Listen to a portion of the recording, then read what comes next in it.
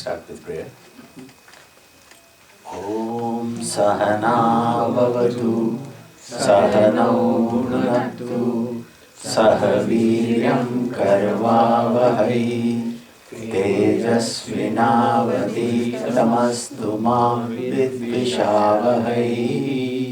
Om Shanti Shanti Shanti.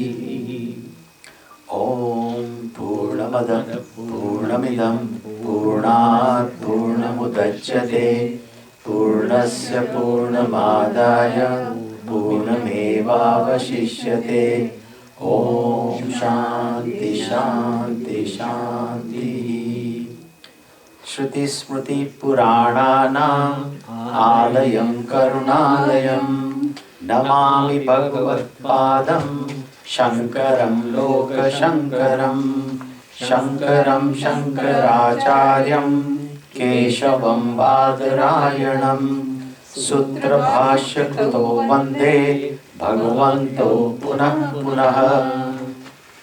Ishvaro Gururatmeti Murti Bheda Vibhagine Vyoma Vyadhyaya Dakshinamurtaye Namaha.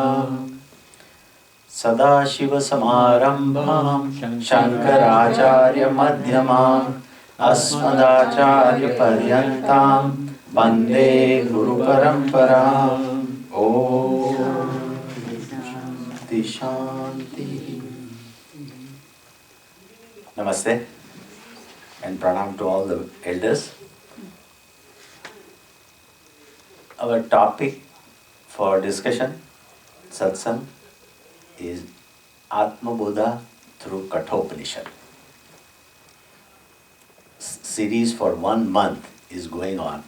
Great work of Shankaracharya and very learned speakers before me has spoken on various subjects. This is almost last day. Tomorrow is the final day. So I was asked by Karthik Bhai to fill in this gap. I'm always a substitute teacher in Bal Gokulam also. So, but it's a privilege. I think it's a blessing. I think when you get this kind of assignment, it's a good pressure, it's a blessing, and I take it that way. So before we go into Kathopanishad and the topic itself, let me brief you something that we discussed yesterday. It will be little repetition, but for the benefit of others, I think it will help and it will set the stage.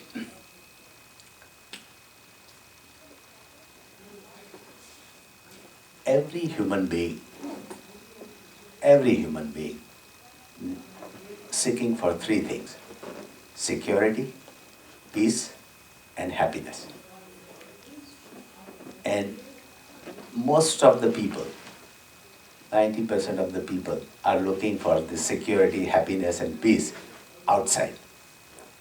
Our scripture, Ved and Vedanta, the Upanishad, says that security, peace, and happiness is within us, within you. Then why do we not feel it? I think when we say you are secure, you are peaceful, you are happy, but our experience tells us that we don't feel that way. Other way of saying is you are poor. There's nothing to achieve outside. Everything is within you. And our experience day to day says that we don't feel that way. So there is something, fundamental thing that is lacking, recognizing that fact. So what is that fact? So yesterday I talked about few things. There's one matrix that I will tell again. There are 3 problems, there are 3 solutions, and there are 3 methods. Ignorance is a problem, but there are other related problems too. That's why we don't feel that we are Purna, we are Shanti, and we are all kind of Brahman. So first problem is Chitta Mal, which is impurity of mind. What is the solution? Chitta Shuddhi, purity of mind. And what is the method? Karma Yoga. You get A grade. Selfless action. The problem is impurity of mind The solution is purity of mind, and the sadhana or the way to accomplish is karma yoga, which is selfless action. We always talk about what is karma yoga. It's a Gita also has a chapters about karma yoga. Many people have different kind of understanding about karma yoga. So when we work for 6 hours, 8 hours, that's not karma yoga. You do that duty is not that karma yoga, right? People say that I work 18 hours a day. Okay, that's okay, but that's not karma yoga. But let me simplify. The karma yoga is nothing but proper action plus proper attitude is karma yoga. And there's a huge thing about what is proper action and proper attitude, but that's not the subject of the day today. The second problem is chitta vikshep, which is scatteredness of mind. The mind, we all know that how our mind scattered. In the Gita also, Arjun says that my mind is very fickle. It goes from here and there. And even Krishna agrees with that. That Arjun, you are absolutely right. Mind is scattered, mind is restless. So we all experience that and we all feel that. The mind is really scattering all around. So what is the solution? Chit ekagrata, concentration. And what is the sadhana or the method? Meditation or upasana. Bhakti yoga and Raj yoga is also part of that upasana. Ashtanga yoga is also part of that upasana. And the last part, which is the most important part for the Vedantic perspective, is ignorance, agyan. And the solution is gyan, knowledge. And the method is, the famous method from the Vedantic perspective is Shravanam, Mananan, Nididhyasanam. Listening, contemplating, and assimilation of knowledge. So this is very important. I think this is my favorite part of that. If you want to pursue any kind of study or scriptural studies, this is the way to study it. When they say Vedas and Vedanta and Upanishad, I have to recommend that do not take the study by yourself. Do not take the study by yourself. This is not the subject that you think that you can do by yourself. You can do your master's degree, PhD degree, you can read Ramayana, Mahabharata, I think Gita, other things, but if you want to pursue Vedanta and original scriptures, and do not take it by yourself. Shravanam, Mananan and Nididhyasanam is the way. So, respected Chandramouli ji has talked about many things in the past, and that before we jump into Upanishad, then you need to study some Prakran Grantha and Prasthantraya, which are like a vocabulary. If you jump into it, you will get it, you will listen to it, but to understand deeply, you have to go through certain basic books like Atma Bodha, Tattva Bodha, Bhaj Govindam, Vivek Chudamani. So these are the prerequisite to go into this PhD courses. So some of the things that what I have understood in short time, what Vedanta and Upanishad and what are the vocabularies which are very common and you hear again and again. One of the things is Purusharth. We all have heard about Purusharth. Purusharth is nothing but the goal. Purush Arth, human goal. Every human being, including us, has got short-term goals and long-term goals. The short-term goals are, I want to, get this degree, I want to get this job, this car, this kind of thing. These are all short-term goals. Long-term goals could be even financial goals, or you want to visit the world or whatever. Everybody has a different goal, and the goal varies from time to time and from person to person. Somebody is eager to sell the home and somebody is eager to buy a home. somebody is eager to get divorced, and somebody is eager to get married. So different goals, different time at different situation. All goals are different. But if you summarize and if you kind of synthesize this thing, there are two, three things. Every human being is looking for happiness and peace, including security kind of thing. Even the modern scientists and psychologists, I think in this country, last 25 years, all the scientists have worked on this positive psychology. Before 25 years in this country, the psychologists and psychiatrists and all, they were working on this problem of depression, anxiety, loneliness. So the patient comes to these people and they used to prescribe medicine. Some of the people who are in medical field know about it. So last 25 years in this country, there's a department of psychology and many people are working on, can we understand this problem and can we have an insight into it before it comes to that stage? What is that stage of anxiety, depression? So Martin Seligman from Pittsburgh has worked on this one. And there's a TED talk also on this thing. So he defines happiness. I'm an engineer, so I like formula. So the happiness, Martin Seligman is defined as pleasure plus engagement plus meaning. And the contribution factors are varies. So pleasure is, kama, I want to go and have good time. I want to go and eat, I want to just go and visit the world. So we all like that. So that's pleasure. Engagement. If you really like something and if you want to pursue it, your mind and brain and everything works behind it. And you put a lot of effort into it and you get some benefit out of it. So that is engagement. And the meaning is something that you do for others and you feel happy about it. And this can be loosely mapped with our Purushartha from our Vedanta and our scripture. This pleasure, engagement, and this meaning is equivalent to Kama, Artha, and Dharma. Ethical, moral duties and everything. So this modern psychologist and all this materialistic world and these people stops here.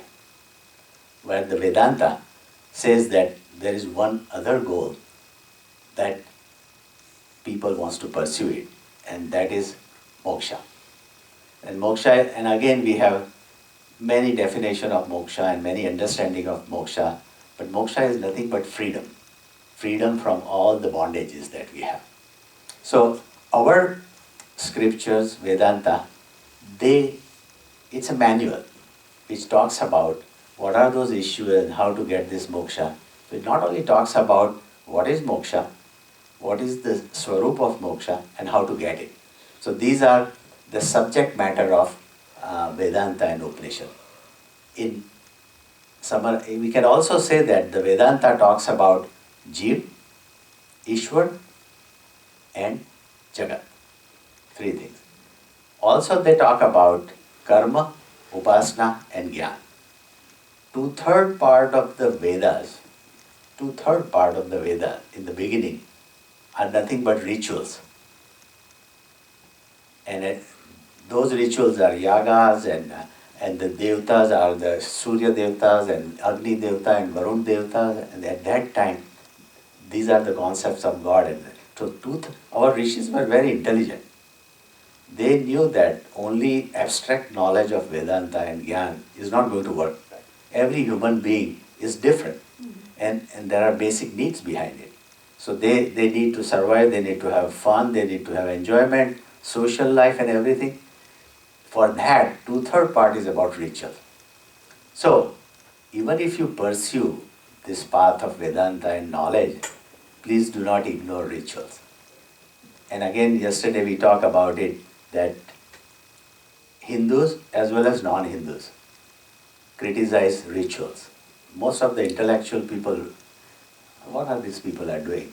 It, all the mantras are chanted in Sanskrit, we don't understand, it's long and wastage and all that. Because people don't understand the purpose, because people don't understand the meaning, they criticize. Once they know the meaning and purpose, it makes sense. So rituals are equally important. And the last part is the moksha. And that's the subject of Vedanta. It also, one of the other common thing that you must have heard is about 4 ashramas, varnashram. So I like this part of the Vedanta in our scripture is that life is divided into 4 parts. Brahmacharya, grahastha, vanprastha and sannyas. You can divide 25, 50, 75 and 100. It's a Jivan Yatra. And we will go through that. Kathopanishad also talks about the Jiva Yatra. So Brahmacharya 0 to 25, the objective and purpose of that period is education. Academic education and value education. And character building up. That's what Brahmacharya life is. Grahastha, 25 to 50, peak period. You are on the top of the career and your family and the kids, and the objective is earn money, legally, ethically, morally, and live life and help others too. Vanprastha, which I am in. So these are, in fact, it's a conflict-free life.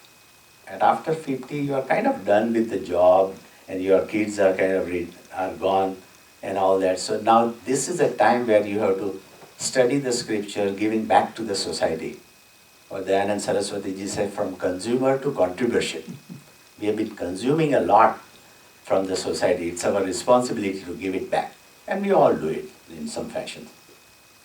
And 75 to 100, we have some gentlemen and ladies here from 75 to 100, is sannyas. Sannyas doesn't mean that you go and take a Bhagava Vastra and do it. Vanprastha doesn't mean that you go to one and just leave everything. It's an attitude. I'm just joking here that in USA, we have to change this. This is not like an exact 25 and this. These are just the attitude and timing. Because in US, we don't get Social Security till 65. So, and nobody retires in US around 50. Right? So that period extends over 60s and 65. And there is nothing sannyas ashram these days too. So I think basically 3 parts now. Brahmacharya, grahastha and vanprastha. And we live like that. So goal of Vedanta is Atmagnan, self-inquiry. And our scripture talks about it. Shravanam, Mananan and Nididhyasan is the method. Systematic study of scripture for a length of time under the guidance of competent live guru is the method. I mean, Shankaracharyas are great, Chinmayananji, all the gurus are great, and their works are great. But if you have a doubt, and if you have a live guru who can remove your doubt, that's the key, right? So we are very fortunate that we have very good gurus in each Chinmayanand mission, Dayanand Saraswati, Ramakrishna missions, Jagat Guru Kripalu Maharaj area. I think what I found in 4 or 5 years, there are excellent teachers and guru available. And people like us who are working, everything is online. Or Sanjay ji knows that. You name anything and it's available online. So that's the beauty about it. So you can listen to all these scriptures and the wealth of knowledge while driving, it's amazing. Because that's very important that we do. Sanjay is online guru. So now going back to the topic, Kathopanishad, Darshan. So we are going to look at the essence of Kathopanishad. There are 120 slokas, 2 chapters. Each chapter has got 3 subsections called Vallis. And the story is about Vajashrava and Nachiketa that we see yesterday, that he was doing a yajna. This is a Vedic, this old story there, that Vajashrava was doing a yaga, which is two-thirds of the Vedanta part. And he was doing to get the Swargloka. So that yagna was kind of highest at that time. So 8 to 10 years of his son, boy, Nachiketa, was observing all. Very smart person, individual. And he grew up in this family, so he knew about it. And he was watching his father doing very systematically yagna and everything. Hundreds of priests came and it was a big yagna. So part of this yagna was that at the end in Dakshina, you have to give everything that you have. Everything. And we all know the importance of yagna and Dakshina. So along this story, there are so many lessons that we can learn. We still have to respect the rituals. We have to do it once in a while. And when we do rituals, we have to give Dakshina, a proper Dakshina. So this Vajrasava was giving old cows and undernourished cows to all these brahmanas. At that time, there were no money. So people who have got all the cattle and cows and big, they're considered to be rich. So he was giving all these old and useless cows, which are like ready to die. As soon as you give, there is no use of it. And young Nachiketa was observing all these things. So he's very smart. So after all this thing, he came to his father and said that, whom are you going to give me? Because he knew that in Dakshina you have to give your precious things or good thing, and I am your precious child. And if my father doesn't give the last part of that ritual, he is not going to get the benefit.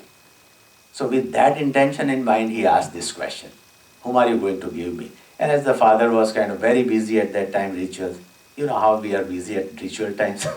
So he said, no, I was just joking and all that. No. He said, whom are you going to give? And he said, I'm going to give it to Yamaraja, god of death. And then he tried to convince him, but he was kind of very sincere student, sincere kind of son. So he went to Yamaraja. And Yamaraja was not there. And so he waited for 3 days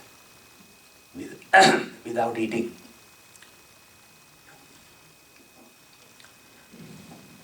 3 days.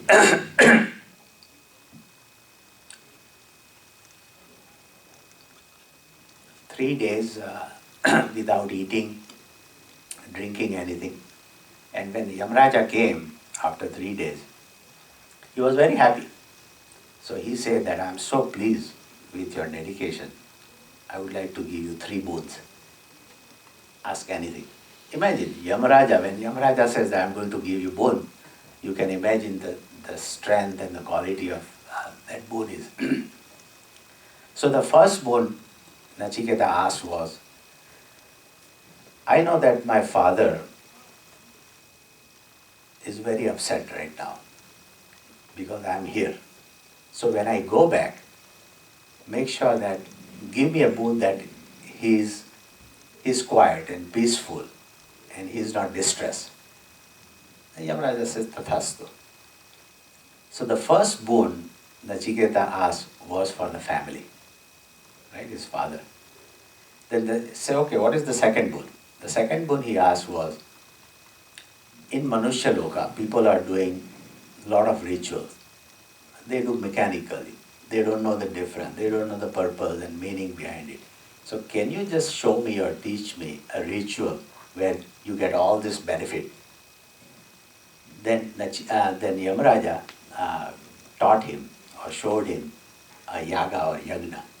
And he gave one more extra boon also, that henceforth this yagna, this yaga will be known as Nachiketi yagna or Nachiketi yaga. I have not seen it, but I think people must be doing that. You may be doing. So this said Tathastu. So 2 boons were very simple and he gave. But this, look at how Nachiketa asked this question. First one was for his family. The second one was for the society. Right? So he said Tathastu. Then Yamaraja said, what is your third boon?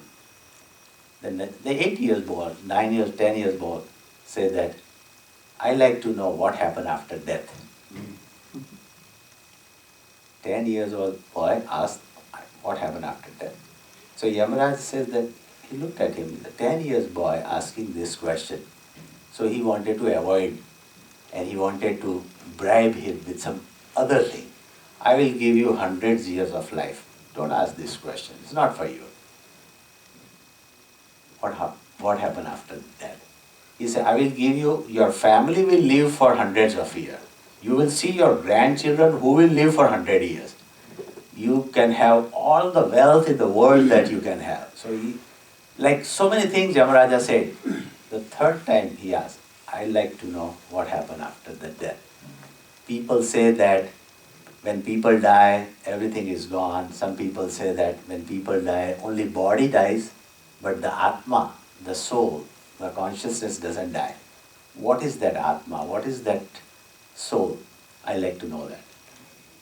When Yamaraja tested this student, he thought that he is the right candidate.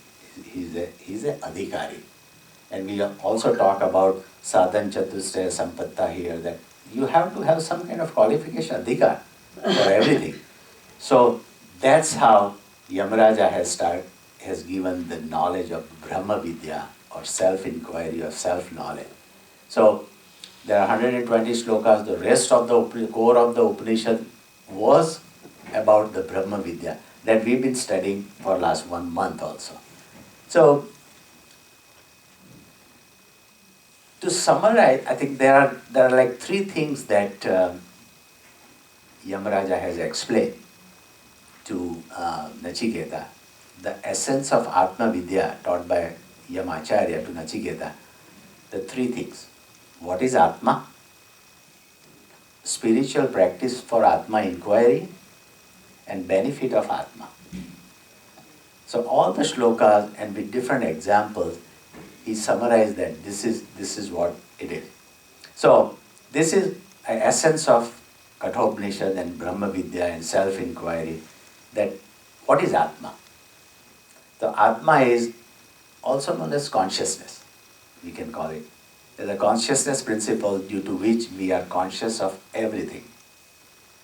Second thing, consciousness is not part or product of the body, but pervades and enliven the body. Like in the presence of sun, we do all this activity. In the presence of air, which pervades everything and everywhere. So consciousness is that principle where we all do our activity and survive. That's the fundamental thing, the essence of everything. Like for all the furniture, wood is the essence of it. All the water, all the ornaments, gold is the essence. Same thing is for everything that we do, the consciousness is the essence. Atma is beyond time and space. And you cannot pursue Atma with your senses also. Right? So, and then the bodies may be different, but the Atma is one. So we all have individual bodies, physical body. But the Atma, we call it as one. And every individual has got consciousness. We call it Jivatma. And the Paramatma is the God. So the Paramatma and Jivatma is the same thing. Consciousness is also the same thing.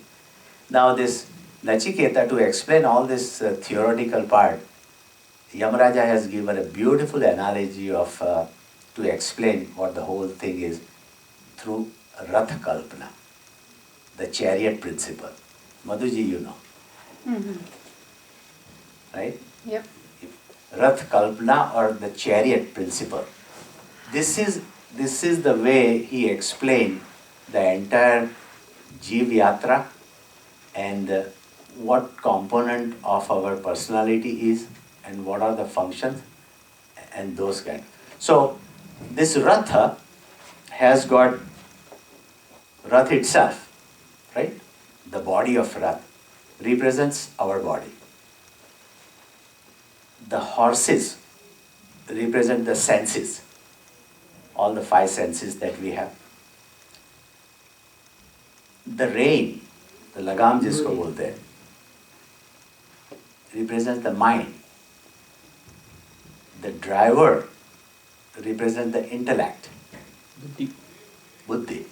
And the boss who is sitting at the back It's not Krishna, but is Atma, individual, Jivatma.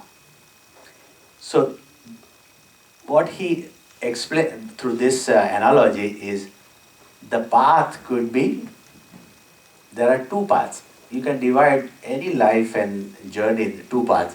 One, he call it prayas, and another call it shreyas. The shreyas is materialistic path, the pleasure path. Prayers is materialistic.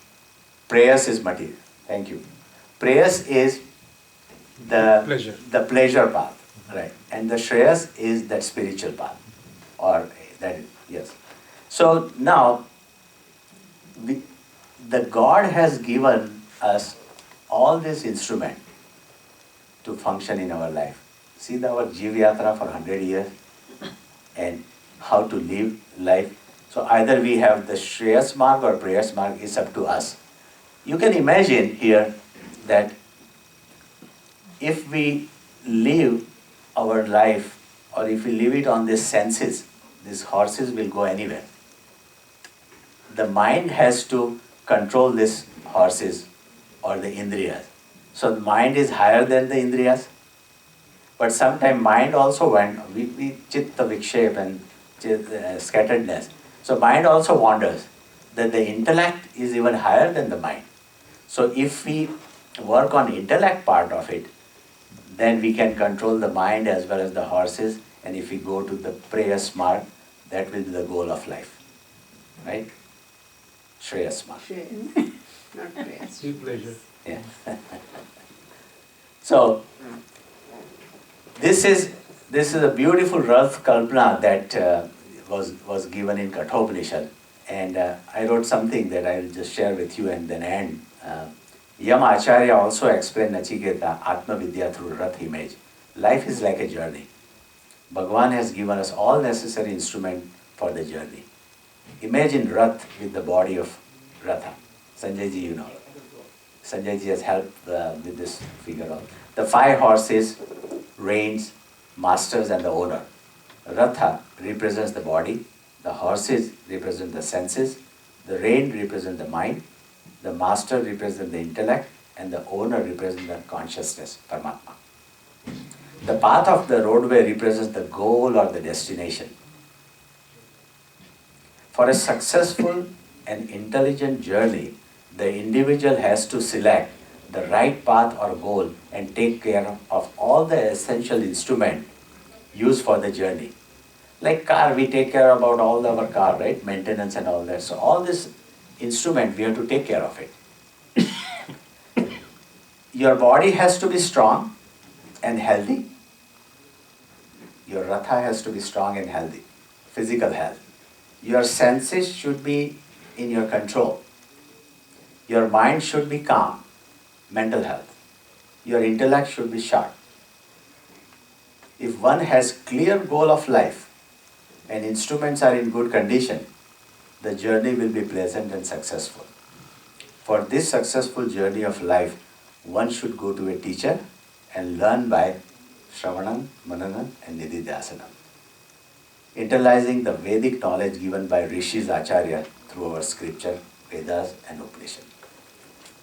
Om Purnamada Purnamidam Purnat Purnamudachyate Purnasya Purnamadaya Purnameva Vashishyate. Om Shanti Shanti Shanti. Excellent. Excellent. Shankaracharya is born for